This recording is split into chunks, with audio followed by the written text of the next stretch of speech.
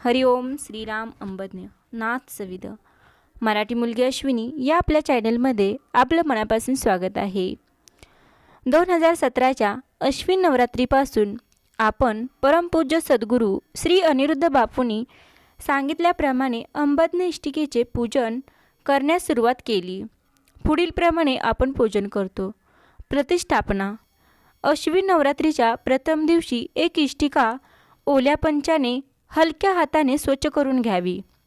रामनामोहीच्या लगद्यापासून बनवलेली इष्टिका मिळाल्यास वरील कृती करण्याची आवश्यकता नाही. जर साधी मातीची वीट पूजनासाठी घेतली असेल तर तिला आधी गेरूने लेपून करून ती सुकवून पूजनासाठी तयार ठेवावी. त्यानंतर एका परातीत आवश्यक तेवढी मृत्तिका म्हणजे माती घेऊन त्यात थोडेसे पाणी शिंपडावे. ती माती नीट ओली झाल्यावर त्यामध्ये गव्हाचे दाणे पेरावेत व त्यावर परत थोडेसे जल व माती ह्यांचे सिंचन करावे. परातीतील मातीत गहू पेरण्याचा विधी समाविष्ट आहे.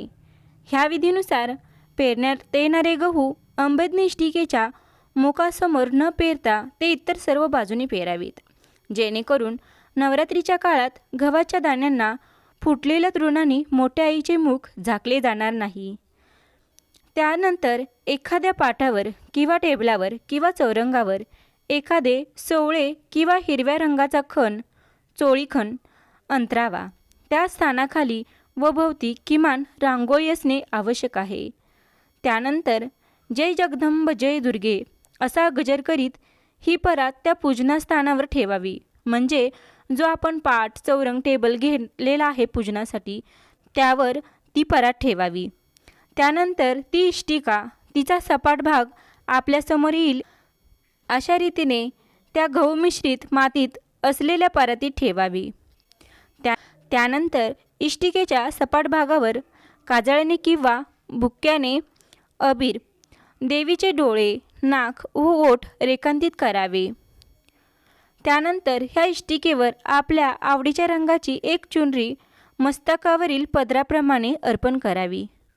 पूजन विधीमध्ये अर्पण करण्यासाठी चुनरी मिळत नसल्यास किंवा आपल्या आवडीनुसारही चोळीचा खोन अथवा ब्लाउज पीसही अर्पण करता येतो.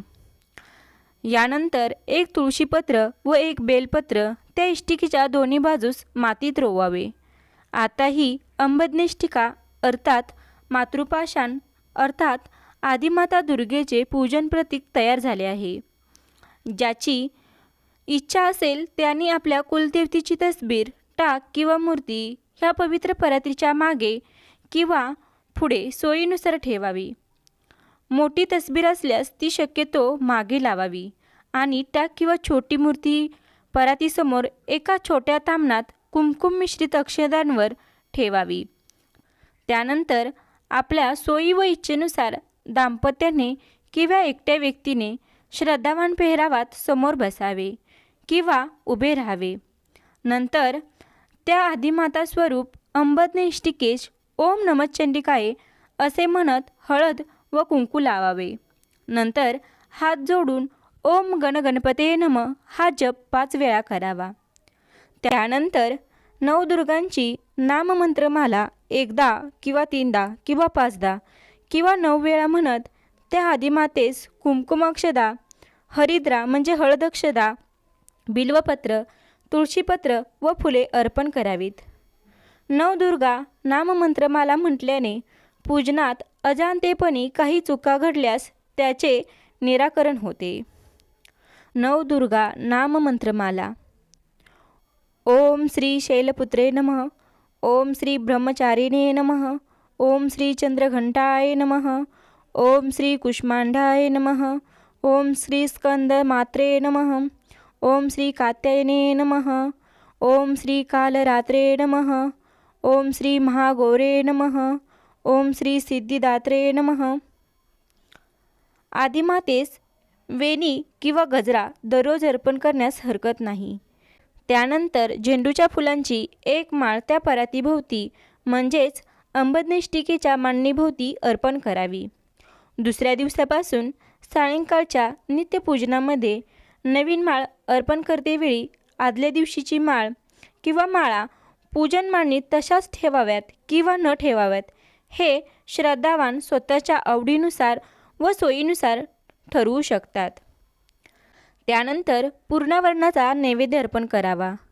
वरण भात व पुरण ह्याशिवाय आपल्याला इच्छेनुसार व आवडीनुसार कुठलेही भोजन पदार्थ अर्पण करू शकता. प्रतिष्ठापना पूजन व नित्यपूजनाच्या उपचारांनुसार मोठ्या आईला दररोज अनुक्रमे सकाळी व संध्याकाळी दूध साखरेचा नैवेद्य अर्पण करणे आवश्यक आहे. त्याचप्रमाणे दुसऱ्या दिवसापासून दररोज सायंकाळी करावयाच्या नित्यपूजनामध्ये पूर्णावरणाचा व इतर भोजन पदार्थांचा नैवेद्य आपल्या इच्छेनुसार अर्पण करू शकतात. मात्र शाकाहारी व मांसाहारी दोन्ही प्रकारच्या व्यक्तींनी शाकाहारी नैवेद्यच अर्पण करणे श्रेयस्कर. भोजनाच्या अन्य पदार्थांमध्ये कांदा लसणाचे पत्ते नाही. मांसाहार शक्यतो टाळावा. त्यानंतर माते गायत्री सिंहारूढ भगवती महिषासुरमर्दिनी ही आरती दीप प्रज्वलित करून करावी. ह्यावेळेस इतर कुठलीही आरती घेऊ नये. पहिल्या रात्री देखील ही आरती करणे आवश्यक आहे. त्यानंतर दूध साखरेचा नैवेद्य अर्पण करून तो प्रसाद म्हणून वाटावा. यानंतर ओम यज्ञेने यज्ञमय जयंत ही मंत्रपुष्पांजली म्हणून उपस्थित सर्वांनी पुष्पे, बिल्वपत्रे व तुळशीपत्र अर्पण करावीत. यानंतर आदिमातेस धूप दाखवावा. मग लोटांगण घालावे. मातीवर रोज पाणी शिंपडणे. दुसऱ्या दिवशीपासून सायंकाळी करावयाचे नित्यपूजन आपल्या सोयी व इच्छेनुसार दाम्पत्याने किंवा एकट्या व्यक्तीने श्रद्धावान पेहराव्यात समोर बसावे किंवा उभे राहावे. यानंतर त्या आदिमाता स्वरूप अंबज्ञ इष्टिकेश ओम नमचंडिकाय असे म्हणत हळद व कुंकू लावावे. नंतर हात जोडून ओम गणगणपते नमः हा जप 5 वेळा करावा. यानंतर नवदुर्गांची नाममंत्रमाला एकदा किंवा 3दा किंवा 5दा किंवा 9 वेळा म्हणत त्या आदिमातेस कुमकुमक्षदा, हरिद्रा म्हणजे हळद अक्षदा, बिल्वपत्रे, तुळशीपत्रे व पुष्पे अर्पण करावीत. नवदुर्गा नाममंत्रमाला म्हटल्याने पूजनात अजाणतेपणी काही चुका घडल्यास त्याचे निराकरण होते. नवदुर्गा नाममंत्रमाला ओम श्री शैलपुत्रे नमः, ओम श्री ब्रह्मचारिणे नमः, ओम श्री चंद्रघंटाय नमः, ओम श्री कुष्मांडे नमः, ओम श्री स्कंदमात्रे नमः, ओम श्री कात्यायने नमः, ओम श्री कालरात्रे नमः, ओम श्री महागौरे नमः, ओम श्री सिद्धिदात्रे नमः. यानंतर आदिमातेस वेणी किंवा गजरा अर्पण करावा. यानंतर झेंडूच्या फुलांची माळ त्या परातीभोवती म्हणजेच अंबज्ञ इष्टिकेच्या मांडणीभोवती अर्पण करावी. त्यानंतर पूर्णावरणाचा नैवेद्य अर्पण करावा. वरण भात व पुरण ह्याशिवाय आपल्या इच्छेनुसार व आवडीनुसार कुठलेही भोजन पदार्थ अर्पण करू शकता. प्रतिष्ठापना पूजन व नित्यपूजनाच्या उपचारांनुसार मोठ्या आईला दररोज अनुक्रमे सकाळी व संध्याकाळी दूध साखरेचे नैवेद्य अर्पण करणे आवश्यक आहे. यानंतर माते गायत्री सिंहारूढ भगवती महिषासुरमर्दिनी ही आरती दीप प्रज्वलित करून करावी. यानंतर दूध साखरेचा नैवेद्य अर्पण करून तो प्रसाद म्हणून वाटावा. यानंतर ओम यज्ञेने यज्ञमय जयंत ही मंत्रपुष्पांजली म्हणून उपस्थित सर्वांनी पुष्पे, बिल्वपत्र व तुळशीपत्र अर्पण करावीत. यानंतर आदिमातेस धूप दाखवावा. मग लोटांगण घालावे. मातीवर रोज पाणी शिंपडावे. नित्यपूजन स्नान करून श्रद्धावान वेशात करावे. मात्र पुढील दिवशी पूजन करताना आधीची चुनरी तशीच ठेवून त्यावर दररोज एक वेगवेगळ्या रंगाची चुनरी आरतीच्या आधी अर्पण करावी. सर्व चुनऱ्या एकाच रंगाच्या असल्या तरी चालेल. इतर दिवशी जेव्हा सायंकाळी पूजन होणार तेव्हा रोज सकाळी दूध साखरेचा नैवेद्य जरूर अर्पण करावा. कधीकधी नवरात्र तिथी फक्त 8 दिवसांमध्ये येतात, तेव्हा अश्विन नवरात्रीमध्ये विजयादशमीच्या आदल्या दिवशी 2 चुनऱ्या अर्पण कराव्यात. एखाद्या वर्षी नवरात्र तिथी 9 ऐवजी 10 दिवस आली तर वाढत्या क्रमाने चुनरी अर्पण कराव्यात, म्हणजे एकूण 10 चुनऱ्या अर्पण केल्या जातील. सायंकाळी आरती करताना विविध आरती घेण्यास हरकत नाही. ह्यावेळी कुठल्याही क्रमाने आरती घेऊ शकता. अंबज्ञ. दुसऱ्या दिवशीपासूनचे पूजन घरातील अन्य कोणताही सदस्य करू शकतो. तसेच रोज घरातील वेगवेगळ्या सदस्यही पूजन करू शकतो.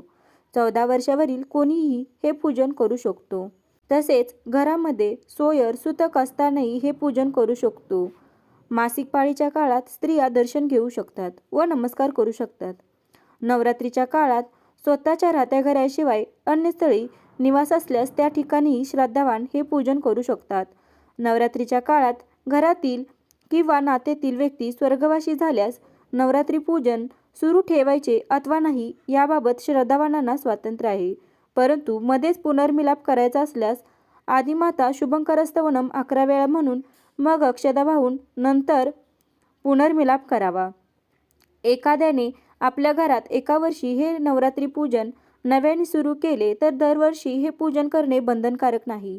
पण ज्यांच्या घरात अगोदरपासून वंशपरंपरेने नवरात्री पूजन सुरू असेल त्यांनी दरवर्षी पूजन करणे आवश्यक आहे. एखाद्या घरात जर अगोदरपासून सातत्याने नवरात्री पूजन सुरू असेल तर पुढील पिढीलाही हे पूजन सुरू ठेवणे आवश्यक आहे. एखाद्या व्यक्तीने नव्याने हे पूजन करण्यास सुरुवात केली तर त्याने नव्याने पूजनास सुरुवात करताना असा संकल्प करावा की हे पूजन पुढे सुरू ठेवायचे आहे किंवा नाही हे पुढील प्रत्येक पिढी ठरवेल. घरातील अन्य मंगल शुभप्रसंगी असे पूजन एका दिवसासाठी करू शकतो. अशा एक दिवसीय पूजनाच्या वेळी परातीत गहू घेऊन त्यावर अंबज्ञिष्टिका ठेवून पूजन करावे व नंतर ते गहू गरजूस दान करावे.